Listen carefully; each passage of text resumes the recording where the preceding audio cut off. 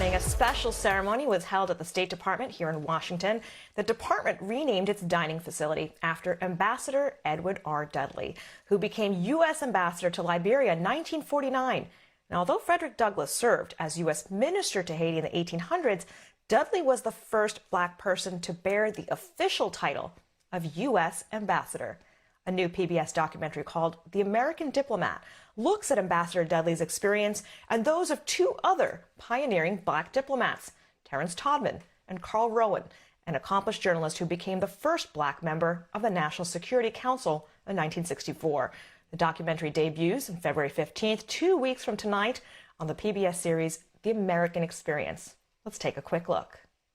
The State Department had the well-deserved reputation of being extremely elitist, pale, male, and Yale.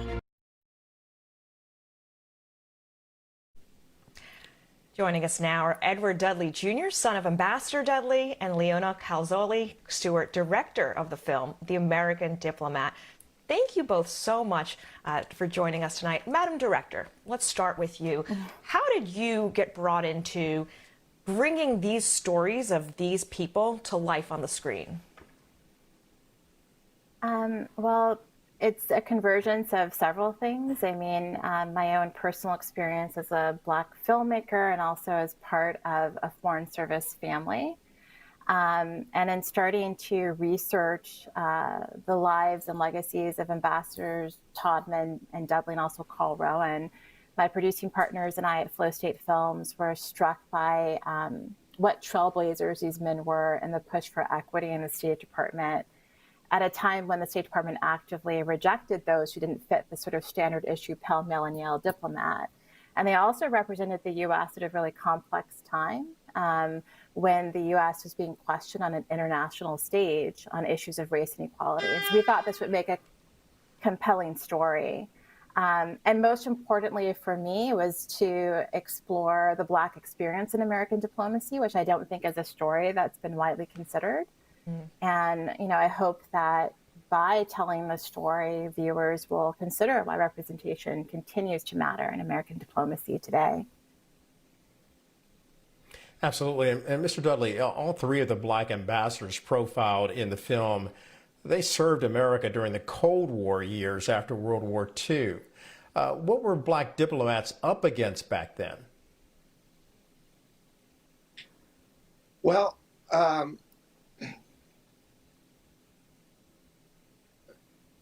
when my father was appointed, as there were no Black ambassadors, there were no Black embassies, which is the highest form of diplomacy in foreign countries, in Black countries. And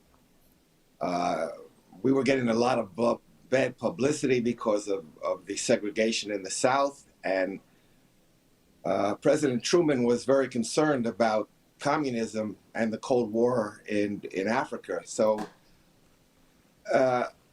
but they did a lot more.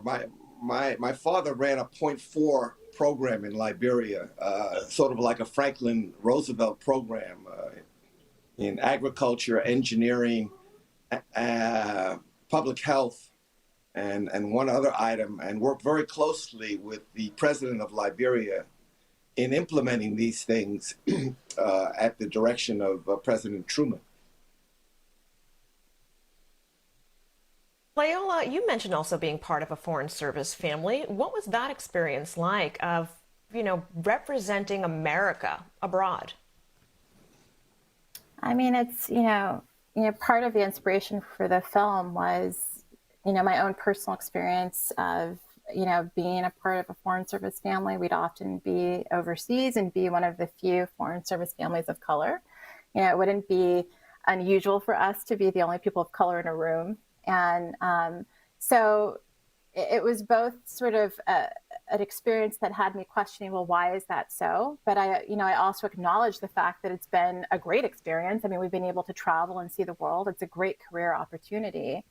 And so what I hope to do with this film in many ways is explore that history and, you know, encourage people who, particularly young viewers of color, who have not envisioned a Foreign Service career as part of their path, to see that there's space for us here, and here are some of the trailblazers who helped create that space. Yeah, there's so much to learn when you travel abroad like that, especially as a member of a foreign service team from the United States. Mr. Dudley, the State Department recently hired its very first diversity and inclusion officer. Do you find that being a significant step in the right direction of enhancing the careers of more Black Americans in the field of foreign service? Oh, absolutely. It's long overdue. There was, as Leola said, and Leola was the perfect person, being a filmmaker and a member of a diplomatic family. Gosh, I forgot the question now. Oh, it's okay. I was just asking you, with them starting their diversity office, having a diversity of inclusion, is that important for adding to the role of Black Americans participating in the foreign service? Oh, absolutely. At the time when my father was there, all the Blacks were rotated in hardship posts. And as you'll see in the film, he got the